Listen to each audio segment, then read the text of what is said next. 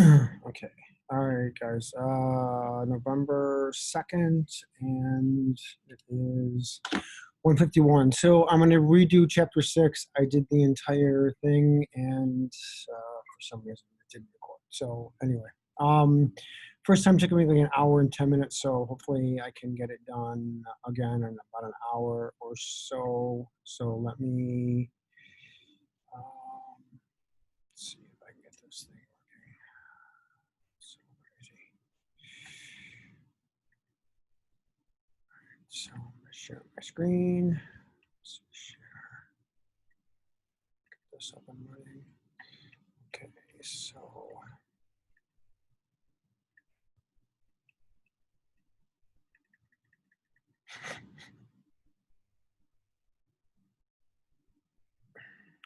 let's get into bone formation, bone remodeling, appositional growth, and so on for chapter 6.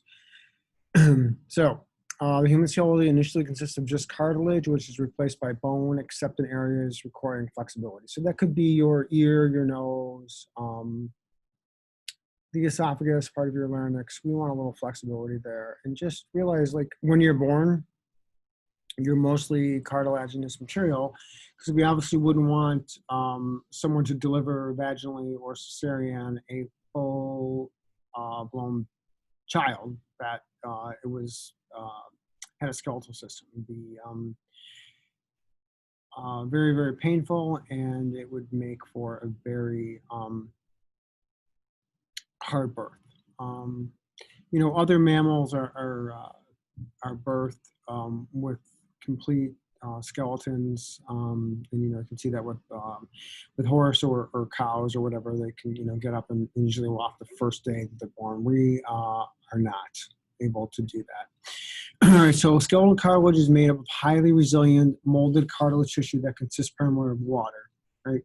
So the osteoid, or the matrix, is mostly water, some collagen fibers, and then collagen fiber are going to have these protein binding components that are going to bind calcium and things to make it harder, but it contains no blood vessels or nerves.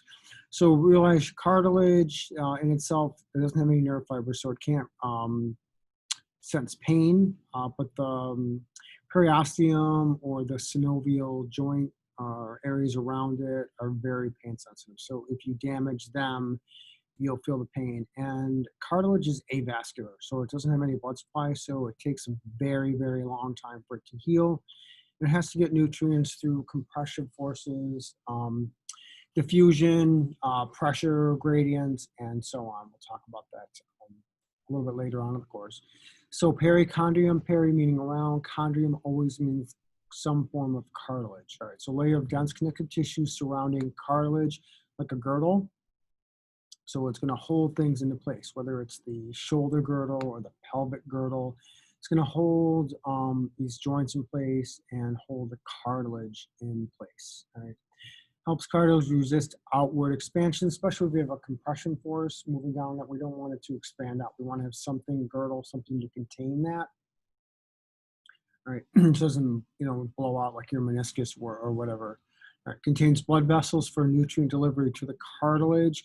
Remember, cartilage doesn't have a direct blood supply, so it has to, the blood vessels deliver it to the synovial fluid and surrounding fluid, and then through motion and compression, like squeezing a sponge or whatever, pushing in and out, it actually pulls in and pushes out these nutrients and the fluids, dispersing the waste and the nutrients to the cartilage. But cartilage takes a very long time to heal. Generally, if you want like a general number, like 6 months. It takes a very, very long time because we don't have direct blood supply to get the healing components and nutrients there.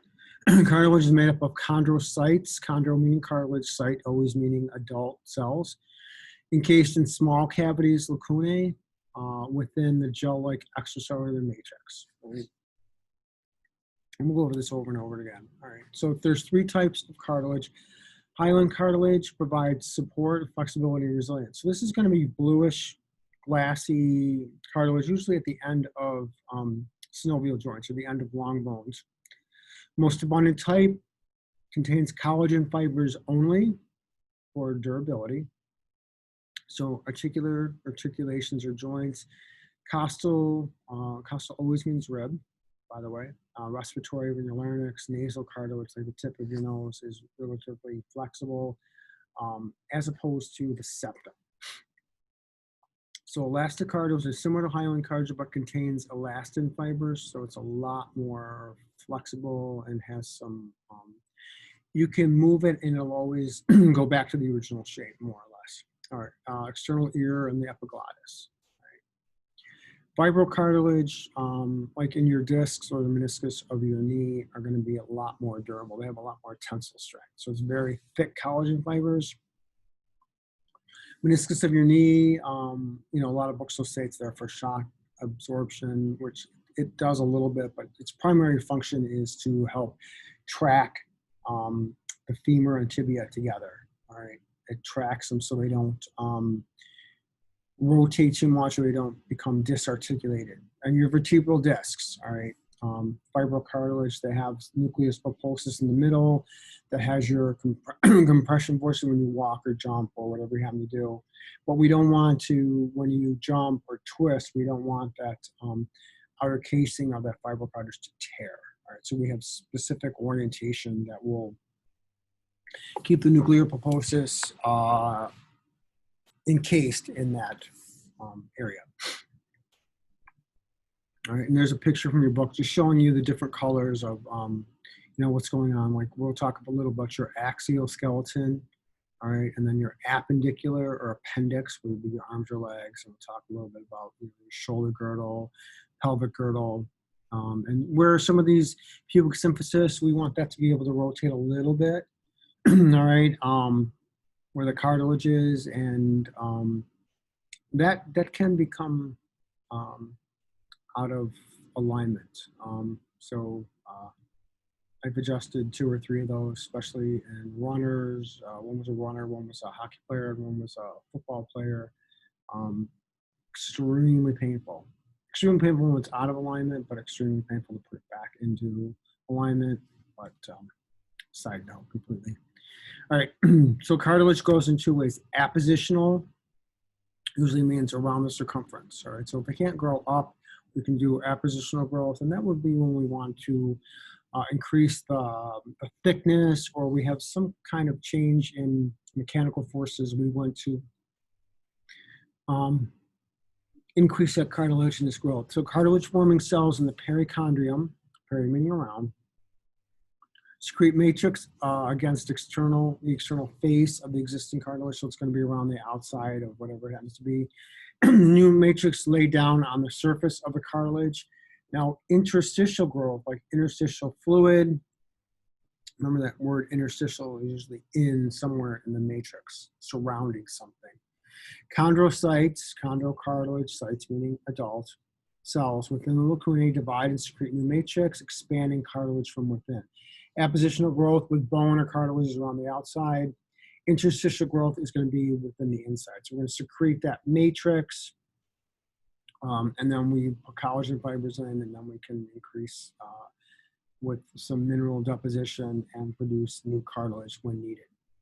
New matrix made within the cartilage, and this is generally, remember, it's a very slow process because it's there's not a lot of vasculature in the area. Actually, there's no vasculature to the direct area. So calcification of cartilage occurs during normal bone growth in youth, but can also occur in old age. So when people are very young, they have a lot of cartilage, and we kind of we calcify it and make it turn into bone or osseous type of tissue. But in old age, you'll see in the older population, sometimes you can, like their ears, their external ear will start calcifying just with age. Or it doesn't really turn into bone, but it can be a lot less flexible. Right? Hardened cartilage is not the same as bone. It may feel almost like that if there's a lot of calcification, but it doesn't actually bone. All right. So there's 7 important functions of bone. So support is the one that we all probably think of. We need some kind of framework for our meat suit. So support for body and soft organs. We need some kind of framework to have, right, protection. So your cranium protects your brain, your skull. Spinal cord protects, spinal column protects your spinal cord, and in your ribs and sternum, and sort of protect your kidneys, your thoracic cavity, your lungs, and your heart. Movement, so levers for muscle action. So we have the origin and insertion of muscles, and then we want to bring the insertion towards the origin during muscle contraction. We'll talk about the cross filament theory. Later on, we talk about muscles and how they ratchet together, and we'll talk about the fibrin, myosin heads, and troponin, and all those kind of things. We'll be talking about that later. All right, mineral and growth factor storage. All right, so calcium and phosphorus, they store this in bones, all right, and growth factors as a reservoir for some growth factors when needed. So we want a little bit of a storage unit, and please realize we'll be talking later on today in this, and we'll talk about the endocrine system, how stringently the calcium in your blood is regulated. Too much or too little can have serious muscle and neurological issues, all right, which can be life-threatening.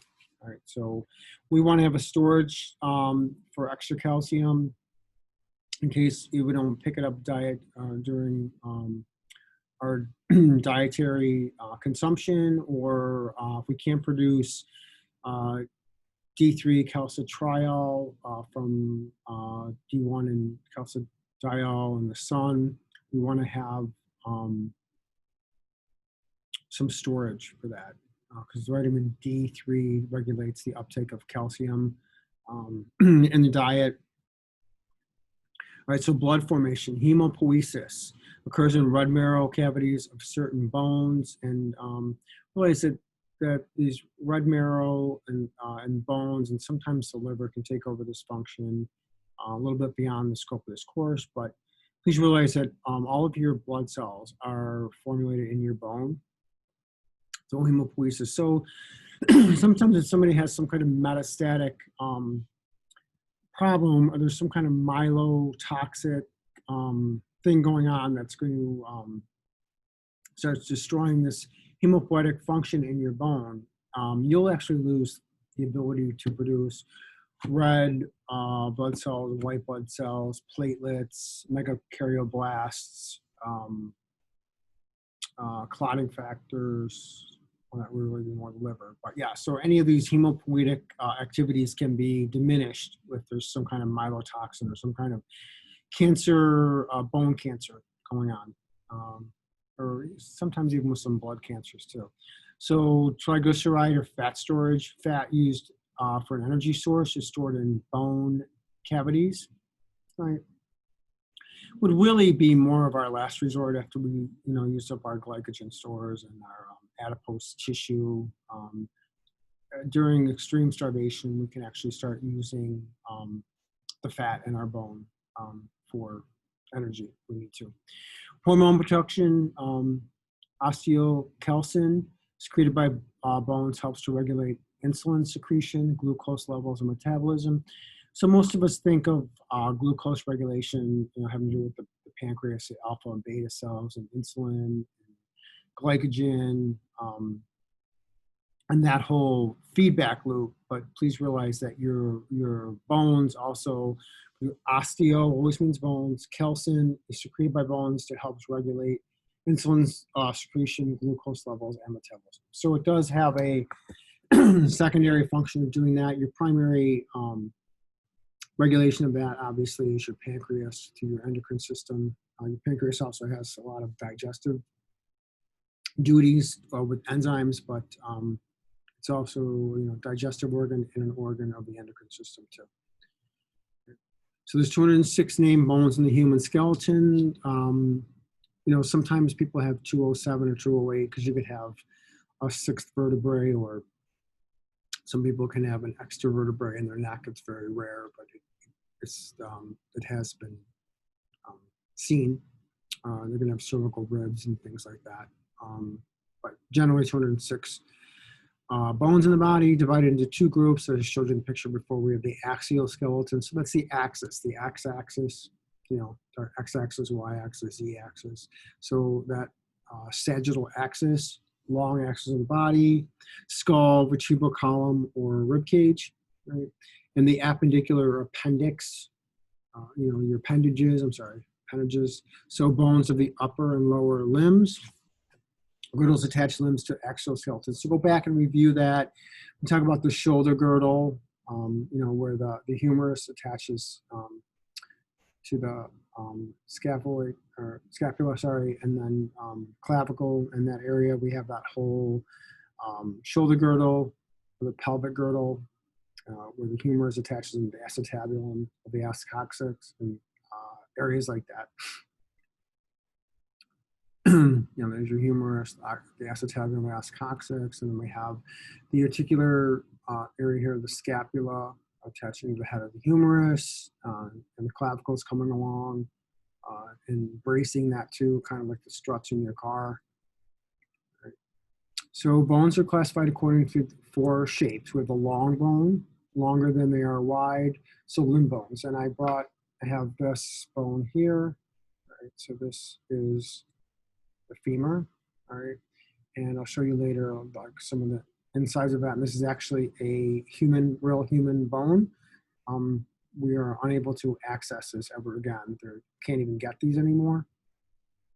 So I really don't let students touch these a whole lot unless they're supervised, because all you do is drop it once and it's completely shattered. But that's more of a long bone. So it's longer than they are wide. Right. Short bones are cube-shaped bones in your wrist and ankle. So hamate, cunate, navicular, talus in the foot. So some of these cube-shaped bones. Sesamoid bones with tendons. Example would be the patella or your kneecap, formerly known as your kneecap. Or like your pisiform is a sesamoid bone. I'm pointing to mine right here. Right. These vary in size and number in different individuals. And some people have a patella that didn't actually fuse. They're going to be 3 separate bones. They never actually fuse together. That can happen as a normal variant. Flat bones are thin, flat, slightly curved. So this would be more like your sternum, your breastbone, your part of the manubrium, the neck, the xiphoid process, scapula, or your shoulder blade, ribs. Most of your skull bones. We'll learn some of those. All right. Irregular bones are complicated shapes. Vertebral or hip bones. They're very, very complicated, and they don't really fit into a certain, they're not short, they're not long, they're not flat, so we just kind of call them irregular. There's no concise way of defining them. Like your vertebral bones are very, very different. We could break them down into cervical, thoracic, or lumbar, depending on the vertebral body and the angle of the facet joints and things like that. We could do that. So there's some examples of long bone. It's a flat bone. That's your sternum or manubrium. Short bones in the talus, part of your ankle. And then the irregular bones, the vertebral bodies. And this happens to be a lumbar. You can tell by the angle of this. It's very, very large. A lot of compression forces because all that weight is going to be in this area. You can tell by the angle of the facet joints, beyond the scope of the course, but you could tell. So bones are organs, all right? And remember, the definition of organ is something that's made out of different tissues, right? So bone or osseous tissue predominates. So whenever you see osseous or osteoclast, it's always going to be referring to the bone matrix or bone. All right. But a bone also has nervous tissue in the periosteum, has cartilage, their articulations, fibrous connective tissue, muscle cells, and epithelial cells in its blood vessels. So it has a bunch of different tissue types, so therefore it is theoretically, it's an organ. There's 3 levels of structure. Gross always means bigger. We can see it with the eye. Microscopic would be unaided, we wouldn't be able to see it. And then chemical, we'll talk a little bit about some of the chemical composition, hydroxyapatite, matrix, collagen, calcium phosphate salts, and we'll talk a little bit about that. Nothing crazy. Right? So compact and spongy bone. Compact bone is denser outer layer of every bone that appears smooth and solid. I'm going to kind of zoom in on this if I can. I think it's lining up there. So there's your compact bone. You can see, right? It's smooth and solid. Look at the outside, it's very, very smooth. All right, and then take a look at all of this in here. All right. It's going to be more of your spongy, or kind of looks like a sponge, the tuberculae, like that. All right. Spongy bone is made up of honeycomb, small, needle-like or flat pieces of bone called tuberculae, and these are kind of like buttressing. If you've ever seen any of the older temples or cathedrals in Rome or Paris or wherever, you'll see that they had all that fancy woodwork that was just kind of looked like it was ornate and scrolling, but it was really there. They literally go in and they mimic a lot of this in here. You get that framework to support all of that weight. And if they did it solidly, it would be very, very heavy, and it would actually just be adding more weight that they don't need. More weight they add in the upper area is more weight that the bottom of the base would have to support anyway. So that's what they did. They kind of copied the angles and the architecture or structure of the tuberculated bones, which is pretty brilliant. Open spaces between tuberculae are filled with yellow, red or yellow bone marrow. And you'll see, I'll try to get this as close as I can. I don't know if it's going to pick this up. But inside a lot of that is going to be filled with yellow or red bone marrow. And if you don't know what that is, if you've ever made some kind of soup where you boil bones until they get very, very soft, you're really taking all the bone marrow out of that. Right? There's a picture of your spongy bone. All right, it has those tuberculi. And there's that compact bone I showed you in that real bone. Try to zoom in on. All right, so structure of short, irregular, and flat bones consists of thin plates of spongy bone or diploe. All right, not the DJ. Covered by compact bone. Compact bone is sandwiched between connective tissue membranes. All right, so compact bone is sandwiched in between.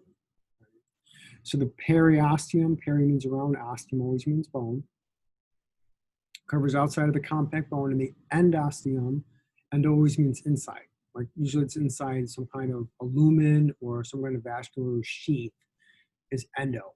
Covers inside portion of compact bone. Bone marrow is scattered throughout spongy bone. No defined marrow cavity itself. And hyaline cartilage covers the area of bone that is part of a movable joint. So hyaline cartilage is always going to be at the, this is probably a poor example, but it would be like on here, all right, where this is going to be articulated within the bone. Hyaline cartilage covers the area of the bone that is part of a movable joint. And the hyaline was the first one we saw, and that's going to be blue or glassy. It's very, very smooth. Usually there's some synovial fluid there to stop friction and to kind of dissipate some of that heat from that constant motion. So if you were running, like if you were doing the turkey trot or some kind of running a 5K or 10K or whatever, if you didn't have some fluid and some way of dissipating that heat with fluid, it would get very, very hot or warm. Right. Just kind of showing you there the sandwiching. Excuse me. Right. And structure and of a typical long bone. So this would be like a long bone. Right? All long bones have a shaft with a diaphysis. Epi means on or above.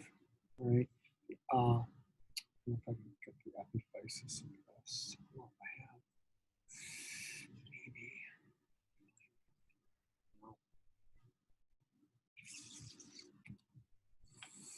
Yeah, it would usually be up in here. All right.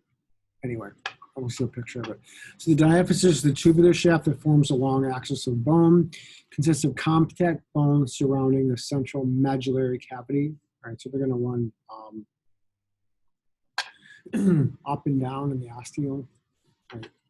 Filled with yellow marrow in adults, the epiphysis or epiphyseal, ends of long bones that consist of compact bone externally and spongy bone internally. The articular cartilage covers the articular joint surfaces, and like I said, that would be really on this area here, as it's going to articulate with the tibia. And between the diaphysis and the epiphysis is the epiphyseal line. This is really where we grow. That part of the bone will start going through mitosis, and it'll start growing in length, and that's what causes people to become taller. Once that seals up, you no longer can grow.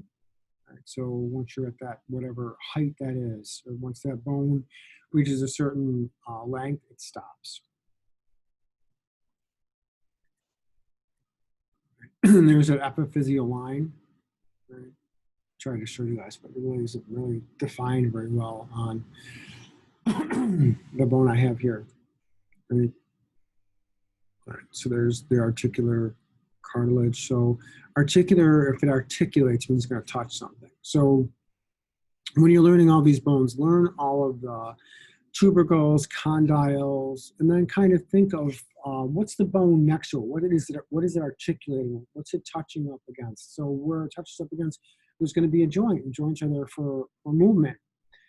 So as you're learning these, just start trying to put these together in your head. There's no good point in just memorizing things for their sake of memorizing them. You need to memorize them and then start figuring out how do they all fit together. Because once we have something that fits together, all right, we know how it's supposed to work. Let's just take that whole thing, shake it all up, and then we can start working on the disease process, right? We know how it should work, and now we shake it all up and we figure out, well, this is what's happening, or why isn't it working? Now we have a disease process, or why we're going into, I like to call it healthcare, but I want to really just call it sick care. So the membranes, there's two types. We have a periosteum and endosteum. Peri always means around or out. Endo always means inside. So just kind of, once you see that, and these terms are going to come up when we talk about vasculature or nerves or anything. So peri always means around. Endo always means the inside layer. So the endocardium would be inside of the heart or heart valves, or endothelium would be the inside of certain linings, or it could be inside of capillary bed or vasculature or whatever. So the periosteum, remember O-S-T-E, osseous always means bone. It's a white double-layered membrane that covers external surfaces except for joints. So this, if this was a real, it is a real bone, but if it was in a living person, this whole outside would be covered. You know, if we could say that we had like a yoga pants on it or whatever, would be covered in periosteum. This is where the bones, or I'm sorry, the muscle fibers would literally articulate. So, you know, we're talking about so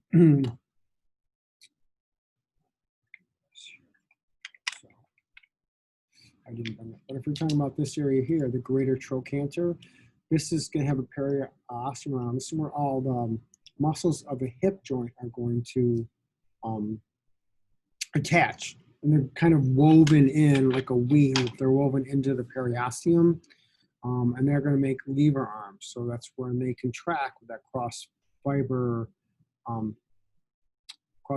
theory. As they contract and ratchet together, the muscle shortens and it can cause some kind of emotion.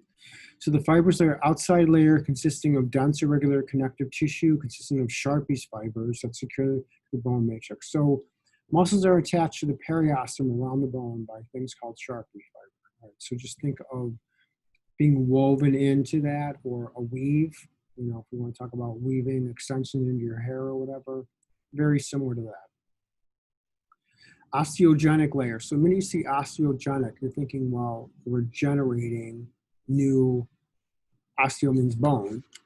Inner layer, budding bone, and contains primitive osteogenic stem cells that give rise to most all bone cells. So we're talking about stem cells or zygotic or cells from the zygote.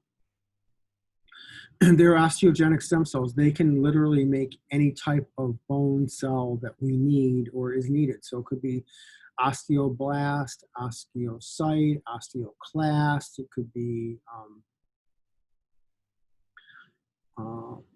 yeah, any kind of a bone cell that we need. These are stem cells. They can, they'll make a new cell and they'll keep the stem cell there so it can regenerate. So we'll go through mitotic division. We'll always keep the stem cell and we'll make a new cell. Contains many nerve fibers and blood vessels that continue on to the shaft through the nutrient foramen. So when you see a foramen or the foramen magnum, it always means hole. So when there's a hole in a bone or a hole in a structure or a hole in the mandible or whatever, there's going to be either blood supply or nerve going through there. These are not there for cosmetic purposes. They're there for a reason. So when you're learning about fossa, depressions, grooves, sulcus, any of these trochanters or any of these terms, they're terms for how they name these structures, and there's generally always going to be a nerve root in their blood vessel or an attachment site of, like the deltoid tuberosities, where the deltoid muscle attaches to the humerus. Just to give you some examples of this. So these markings are going to be called markings by their shape, but each separate bone has a certain marking, and then just kind of start remembering, well, why did I have to learn that structure on the bone? Well, that's because this groove or sulcus or foramen, there's going to be a structure that you're going to need to know goes through that or around, or that structure is there for a specific reason. Right. Anchoring points for tendons, ligaments, and those Sharpie's fibers on the periosteum. Right. So if you contract that muscle too tightly or something happens, you can avulse, you can rip those fibers out. All right, and that's very, very painful. The endosteum, delicate connective tissue membrane covering internal bone surface. So remember, endo is always going to be internal. Covers the trabeculae of spongy bone. Lines canals that pass through compact bone. Like periosteum, contains osteogenic cells that can differentiate into other bone cells. So just realize periosteum is going to be on the outside, endosteum is going to be the inside, and they're really their bone generating sites. So there's going to be some kind of a stem cell that's going to generate a certain type of bone when needed, when specifically called for. So there's endo on the inside, peris on the outside, see periosteum.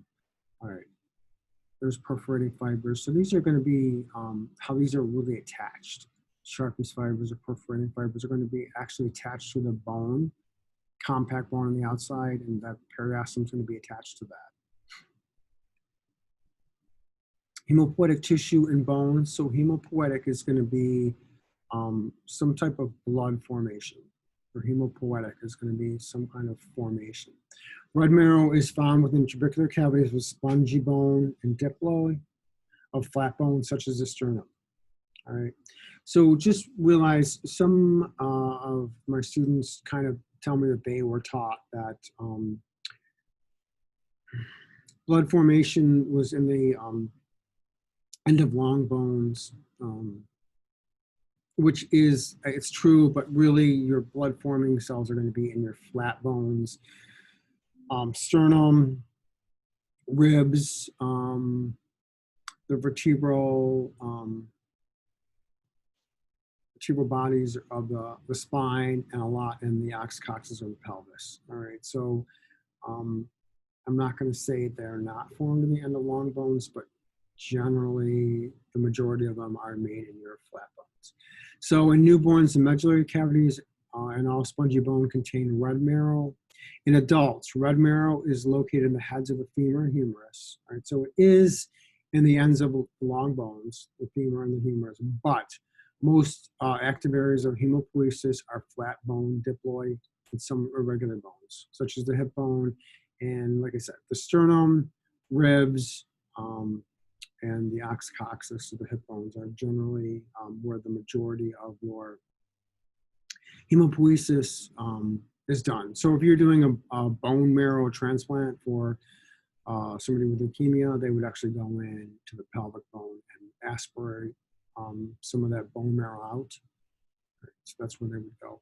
Yellow marrow can convert to red if a person becomes anemic. So if for some reason your hemopoietic capacity to make more red blood cells is diminished, your yellow marrow will actually convert to red. And then your liver does have some hemopoietic capacity if something really goes bad. It can take up a little bit of that. So bone markings, like I said, when you're learning these bones, specific bones, start learning the markings and then why. What's the purpose of learning that? What's attaching there? What's going through there? What is it articulating? What is it touching? So just don't take a picture of something and say, okay, well, that is that's a femur, or that's a tibia, or that's, you know, a rib, or that's a radius or an ulna. All right, you have to know like what it articulates to. All right, so remember also that if it was a real lab, real in-person lab situation, they're put the bone or whatever on the lab counter. Right, it's not going to be orientated the way it was in your notebook or the one picture you took or studied. Right, so you have to start knowing what they look like, and then kind of figure out what they articulate with, and if something's not right, how could it affect the whole organism. So sites of muscle, ligament, and tendon attachment on external surfaces. So just really these trochanters, or these fossa, or these bumps or notches, or trochanters, or whatever. What is attaching to these? Why were they named this? Because of their shape, right? And what's attaching to it. Areas involved in joint formation and conduits for blood vessels and nerves. So conduit would be like a tube or a structure, or a lumen, a sheath. Conduits would be something, an area for like a conduit for wiring. It would be some kind of a tube you run the wiring through, a conduit. All right, so bone markings. There's three types of markings. So projection is an outward bulge of bone, maybe due to increased stress from muscles pulling or a modification for joints. All right, depression or bowl. Depression would be like some kind of bowl, or groove-like cutout that can serve as passageways for vessels, nerves, and plays a role in joints. So if you're talking about some kind of a depression or a bowl or a fossa or whatever, just kind of remember, well, why would it be called that due to its shape, and then what's going to be in, around, or near that structure that had to have that area scooped out to fit. All right, so was it you know, for the ulnar and the radius to come together, or a trochanter, or what was the electron process, or what was going on in that area that had to have that specific shape. Remember, from day one, form follows function. Nothing is done haphazardly or by mistake, and these things have evolved over time. Right? So opening can be a hole or canal in bone that serves as a passage for blood vessels or nerves. So when you're learning parts of the skull and there's different openings, well, what cranial nerve is going through that? All right, or what the foramen magnum, you know, your whole spinal cord's going through there. Right, so here's like a tuberosity, a crest, a trochanter, tubercle, epicondyle, spine, or process. So just kind of intertrochanteric line, you know, what's going on, what's happening in there. Medial, lateral condyle, going by direction. Condyle, you know, what's that going to articulate with? What part of the femur, tibial plateau, or whatever is going to be part of the femur is that going to articulate with, butt up against. So there's the head of the rib, condyle, TMD, mandibular joint. Okay, hold on, guys. 1 second.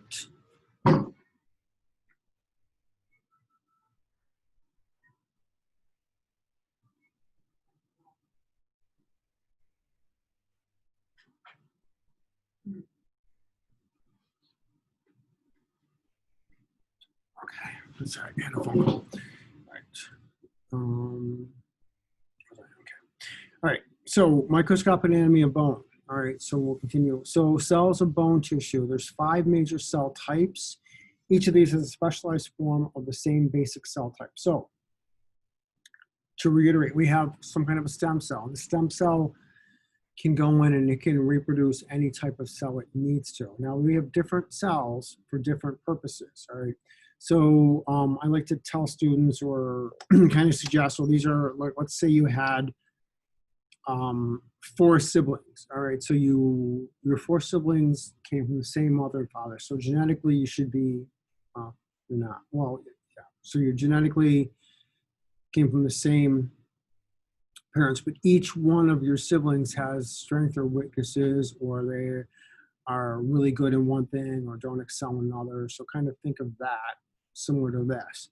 So osteogenic cells, so osteogenic, so bone genetic cells. So these are going to be cells that can reproduce some kind of a bone cell. Osteoblast, osteo meaning bone, blast is always an immature cell. So these are generally going to be very active, right? So think of these as children or teenage cells, very, very active, right? Osteocytes are going to be more of your adult cells. They're going to be really triaging or kind of directing or guiding things more or less. Bone lining cells. So these are going to be cells that line either the periosteum or the endosteum, and they're going to kind of figure out, well, we need to replenish or regenerate this area of the bone for some kind of specific reason, right? An osteoclast is going to be derived from the same type of stem cells that macrophages come from. Macrophages come from monocytes, and macro meaning big, phage means eating. So macrophages or macrophages go in, they clean up the area.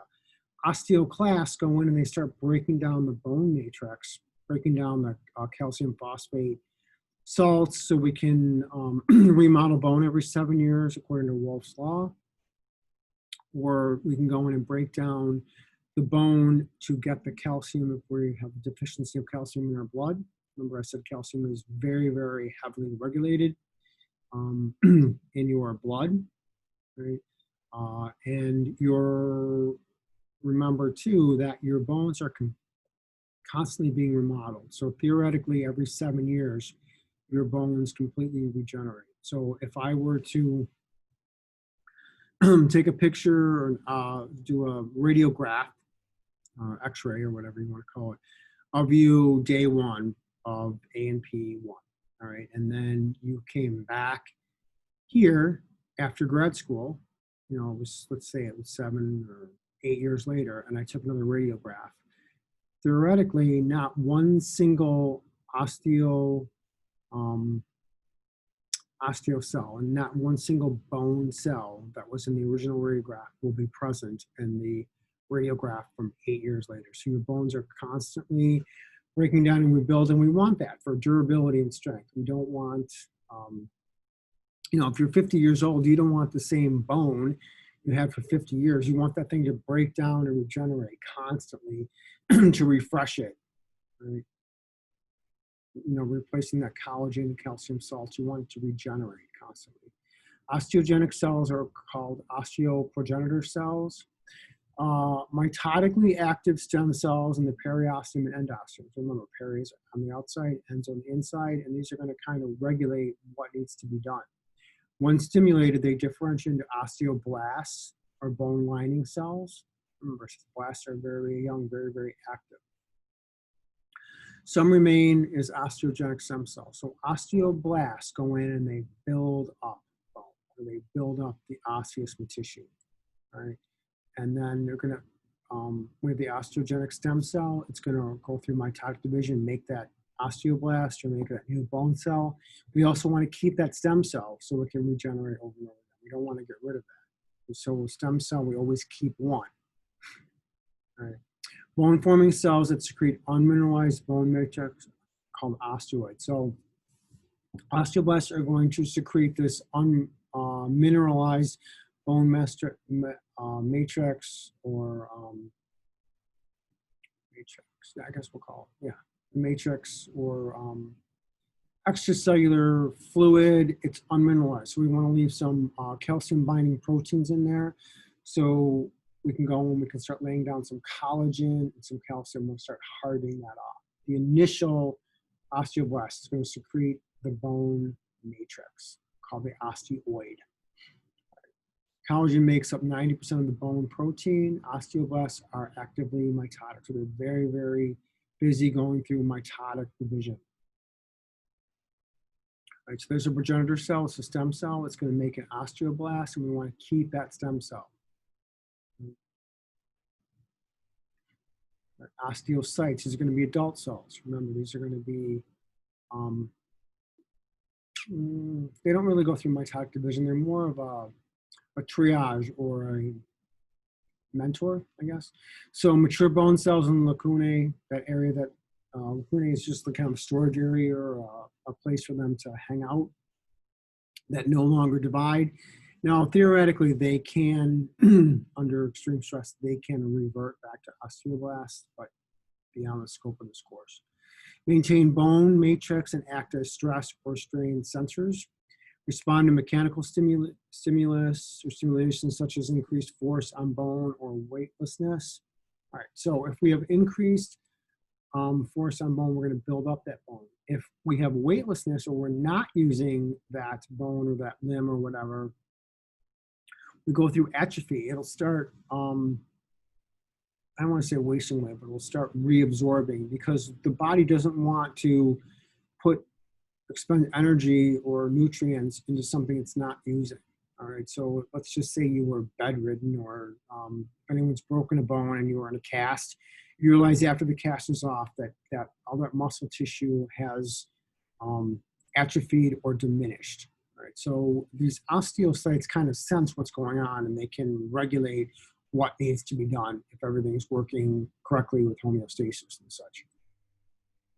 So communicate information to osteoblasts and osteoclasts. Remember, osteoclasts are cells that destroy bone. They break down the calcium phosphate to remold it and to put that calcium back into circulation. If we need it, we use it. If not, we can excrete it out. Right? So bone remodeling can occur, and I said that's Wolff's Law. Theoretically, every 7 years that happens. Or within a 7-year period, the bone will replace itself, more or less. I guess it's a better way to phrase it. Bone lining cells, flat cells on bone surfaces believed to also help maintain matrix along with osteocytes. So these are flat cells on the bone surfaces, and they're going to kind of sense what's going on also. On external bone surfaces, lining cells are called periosteal cells. And they realize if periosteum is where all these muscle attachments, the tendons attach, and they're going to realize, well, if you're doing weight bearing or you're increasing your physical activity or you need, whatever, mechanical stresses or any kind of stress, these are going to sense that, and they're going to make an appropriate decision to make more periosteum or make more appositional growth of that bone. Okay, if that makes any sense. On internal surfaces, they're also called endosteal cells. All right, so these are going to be the inside, and they're also knowing if there's more compression force or there's more weight bearing, they're going to start building up the inside. Periosteal cells are going to start building up the outside, the appositional growth. Remember, we can't go taller, but we can go wider and denser if we need to for a specific reason. Osteoclasts, remember, these are formed by macrophages, same stem cells. So these are going to be, they go in and clean up or break things down. This is what's going to break down your bones so they can remodel continuously. Derived from same hematopoietic stem cells that become macrophages. So the same stem cell that makes macrophages and monocytes makes osteoclasts. Giant multinucleated cells function in bone reabsorption, breakdown of bone. Now, There's a key word there. They're multinucleated. So remember, your nucleus is that area with the DNA. So if you have many nuclei, more than one, there's going to be a reason. Why would a cell have multinuclei? Because they need to produce a lot of something, maybe through the ribosomes or whatever. So if they have more than one nucleus, there's a reason behind that. So they're going to be relatively active. We can at least agree on that, correct? So when active, cells are located in depressions called reabsorption bays, and that's the location. Cells have ruffled borders that serve to increase surface area for enzyme degrading of bone. So these are going to be cells, but they're going to have like, if you guys know what microvilli or hair-like projections or whatever, these are going to have a very rough border. It's going to increase the surface area so we can secrete more enzymes. And these enzymes are going to go in and break down the calcium phosphate. Remember, these are multinucleated. So they're very active. And remember, attached to that nucleus of your cell was the ribosomes, right? So rough ER makes a lot of proteins. Enzymes are proteins. So these are going to make a lot of these enzymes. They're going to be secreted into that surface area, the microvilli-like projections, to go in and make a lot of contact with the bone matrix and break it down. That's what osteoclasts do. Also helps seal off area from surrounding matrix. So there's an osteoblast. Right. These synthesize cell responsible for bone growth, building it up. Your osteocyte, these kind of monitor and maintain the mineralization of bone matrix. So they kind of, triage between these two. Build it up, break it down. Build it up, break it down. Osteoclasts, these are bone reabsorbing cells. And look at all the extra surface area. These are going to go in and attach to the matrix of the bone and start breaking it down. That's why it's multinucleated. Very active. All right, compact bone, also called lamellar bone, and I always think of the two L's because they're very compact. Just how something that triggered my memory for that. All right, consists of the osteon or aversion system. So this is the functional unit of the bone. It can be very round. They run parallel with the long bone, and they're going to have circumferential areas and lacunae, and they're going to have Haversian systems that can connect them back and forth. So the primary thing is going to go up and down. They're going to have these branching off areas so that everything is connected through gap junctions and so on. These cells can communicate and let them know what's going on. Remember, bone is very metabolically active. Canals are caniculi. Caniculi mean small canals. Interstitial and circumferential lamellae. So interstitial would be inside, circumferential is going to be around the outside, and lamellar is compact bone. All right, so remember, the compact bone is going to be this area here. Compact. Right?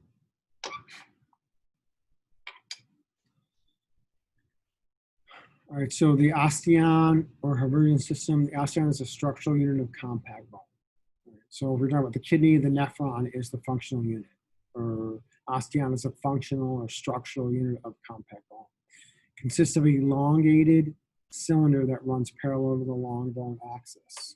It's going to run this way, more or less. Acts as tiny weight-bearing pillars. An osteon cylinder consists of several rings of bone matrix called lamellae.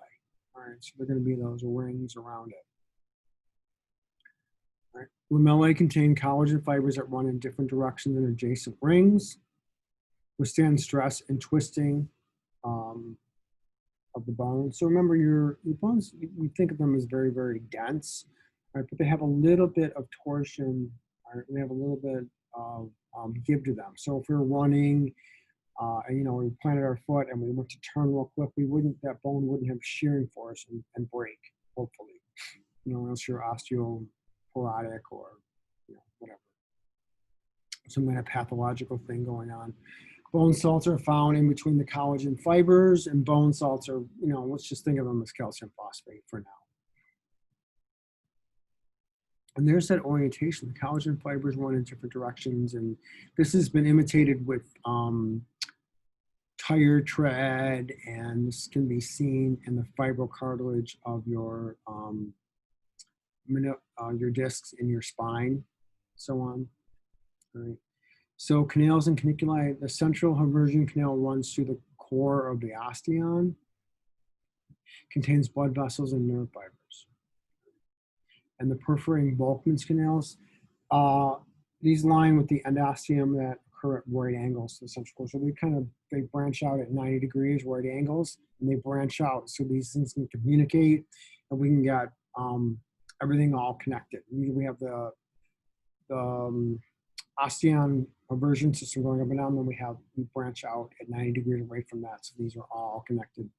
I think it's kind of like, I don't want to use to percolate, but they kind of move back and forth. Connect blood vessels and nerves of the periosteum, medullary cavity, and central canal. So these branch out and they connect everything all together. So remember, there's the haversians, canals are running up and down in the compact bone, and then we have things that are branching out. We have gap junctions and all these things, so these cells can communicate with each other. All right, so it's complicated, but super cool that the human body can do all these things. Canals and caniculi, lacunae, remember these are small, just spaces. Small cavities that contain osteocytes. These are the adult cells, and these are going to triage. They're going to communicate between the osteoblasts and osteoclasts, so build up, break down. They're going to kind of maintain that homeostatic balance that we need. Caniculi, hair-like canals that connect lacunae to each other and to the central canal. So if we had too many osteoblasts, we'd have too much bone density. All right, that would be very, very bad, because we'd start choking off or constricting the blood supply and nerve supply. And if we had too little, we had too many osteoclasts, we'd start breaking down bone too much, is what we could say pathologically have osteoporosis. So bone becomes very, very frail, or not as structurally sound, so they can break much easier. Right. Osteoblasts secrete bone matrix, maintain contact with each other, and osteocytes via cell productions with gap junctions. So these osteoblasts secrete that bone matrix, and then we come along and we throw collagen in there and some salt, and we harden it up. But they're literally touching each other with these gap junctions. We've learned about those desmosomes and gap junctions and tight junctions earlier. So these gap junctions, they're open communication channels between these cells. And when we talk about the myocardium, we'll talk about these intercalated discs, which are very specific gap junctions that can propagate a signal, and the myocardium causing the heart muscle to contract rhythmically in a certain pattern, which is what we want. All right, so it's desirable in the heart myocardium. When matrix hardens and cells are trapped, the caniculi form. All right, so as the matrix hardens, these cells are literally trapped into it. All right, allow communication between osteocytes of osteon and from its nutrients and waste to be relayed from one cell to the other. So these gap junctions, once these cells are trapped, they can't really move, but they can start moving things back and forth. All right, interstitial lamellae. All right, remember, interstitial is going to be like interstitial fluid. It's going to be around the cells, and circumferential is going to be on the outside. Lamellae are not part of the osteon. Some fill gaps between forming osteons. Those are those functional units, remember? Others are remnants of osteons cut by bone remodeling. So some are going to be very, very structured in the central osteon. Some are going to be fragmented around the outside. So as that osteon, the original osteon, is remodeling, it's going to look very, very fragmented. Just realize that at one point in time, it was very, very structured. All right, so as that one's breaking down, the new one's formed, and these constantly shift back and forth. Right. Circumferential lamellae, these are just deep to the periosteum, that outer layer, and we can think of it as yoga pants or whatever you want to bring, you know, whatever, however you want to visualize it. But superficial to the endosteum, these layers of lamellae extend around the entire surface of the diaphysis. So they're going to be periosteum just deep to that, all the way around the outer layer of the bone. And these help long bones to resist twisting. So they're there and they're growing so that if you plant and turn or whatever, they're not going to twist, they're not going to shear that long bone. All right, so there's your central canal. All right. Your perforating canal, these are running up and down. Just realize we have all these really cool, there's the osteon, that functional unit. Circumferential lamellae, they're going all the way around. These are going to stop the shear forcing. So you can think of these as rings on a tree or whatever you want to think of. All right. Spongy bone appears poorly organized, but it's actually organized along lines of stress to help bones resist any stress. So this is going to look very, very, see that, very, very haphazard, all right, but it's there for a reason. Like I said, architecture has mimicked this in a lot of the great big structures, because it's very, very lightweight, and it picks up that shearing and compression forces. All right, trabeculae, like cables on a suspension bridge, confer strength to bone. No osteons are present, all right, because it's not compact bone. Very, very spongy. So there's osteons that make the compact bone are not there. But trabeculae do contain irregularly arranged lamellae and osteocytes interconnected by caniculi. It's just not compact bone like the outer surface. Like you see here, it's more in the middle. All right, so those shearing forces are going to be around here. We want that strength there. This is going to buttress out, distribute that weight a little more. And capillaries in the endosteum supply the nutrients. Right. So there's a picture. There's your compact bone here. Here, there's your spongy bone. And like I said, it looks haphazard, but it's actually structured very, very strategically. Right. So chemical composition of bone. We'll get a little bit into this, not not a whole lot. So bone is made up of organic and inorganic compounds. Organic compounds include osteogenic cells. Remember, those are the cells that are going to be able to reproduce all the cells needed to keep the bone remodeling continuously. And if it needs to strengthen appositionally or interstitially, it can do that. It gets the signals from the osteocytes. Osteoblasts, osteocytes, bone lining cells, all right, osteoclasts, which break it down, and osteoid. That's that matrix. All right, that's osteoblasts are secreting, and then we're going to send in calcium components to harden it. And remember, some of those osteoid cells, or some of those cells get trapped in there, but they have the gap junctions. They can still communicate with each other. Osteoid, which makes up 1/3 of the organic bone matrix, is secreted by the osteoblasts. I just mentioned that. Consists of ground substance and collagen fibers, which contribute to high tensile strength and flexibility of bone. So bone is very, very dense, very, very strong, but we want, like I said, we want to have a little bit of flexibility. Right? If it was hard like chalk, it would snap. Right? So we wanted to have some shearing forces, be able to take a little compression. We don't want to twist and snap either. Okay. So resilience of bone is due to the sacrificial bond. So these are going to be bonds between collagen molecules that kind of attach. But if we have a big shrink force, they kind of let go. And then as long as it's not continuous all the time, they'll re-heal themselves. So it's just kind of a, like a lot of the newer cars, if you hit the bumper, it has a little hydraulic component that takes the absorption, and then it just kind of recoils back. So these are just they're called sacrificial bonds. So we have that just as a little fail-safe. Right? Inorganic compounds, the hydroxyapatite or mineral salts, make up 65% of the bone mass. All right, so it's a relatively strong percentage. And this is really what's in the bone that keeps, like this is made up of the mineral salts. It's all that's really left of this, right? Consists mainly of tiny calcium phosphate crystals in and around collagen fibers, responsible for hardness and resistance to compression. Right. Inorganic compounds, continue here a little bit, so we'll go in more detail. Bone is half as strong as steel in resisting compression. All right, compression. But it's as strong as steel in resisting tension.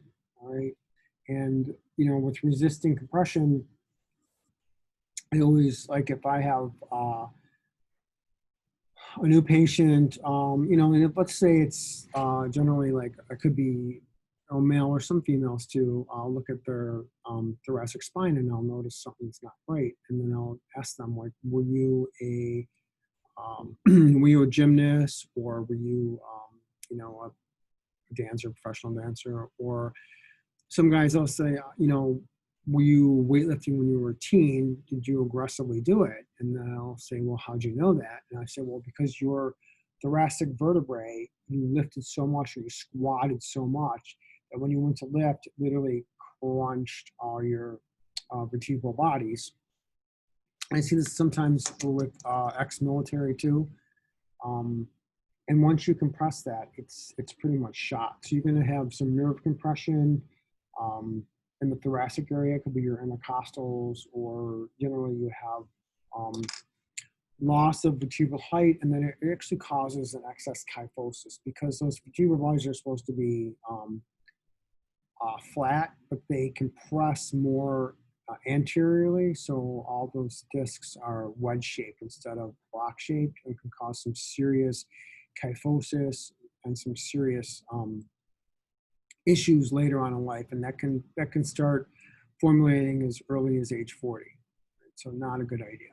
I have a lot of teenagers that are patients that are into sports, football or whatever, and they keep overlifting, and I keep telling them, or the parents, I'm like, you've got, no matter what this coach is saying, you have to tell these kids they have to be rational about this weightlifting when they're teenagers until they're fully developed, or they have to ramp up to this. Too much of a side note, but I just wanted to point that out. All right, lasts longer after death because of mineralized deposition. And I just showed you that real bone, and that that was here when I took A&P in 1989, maybe. So 90. So it's been here 30 years or longer. All right. Can reveal information about ancient people. We can go in and we can see mineral deposition, or what's in the bones if they're still there, and we can tell a little bit about their even what they ate. We can tell a crazy amount of things with that. I think this should be it, guys. All right, I'm trusting that this is going to actually record this time, so I don't have to do it a third time. So I'm going to stop sharing and stop recording, and hopefully I can embed all this into YouTube and then upload it into Blackboard.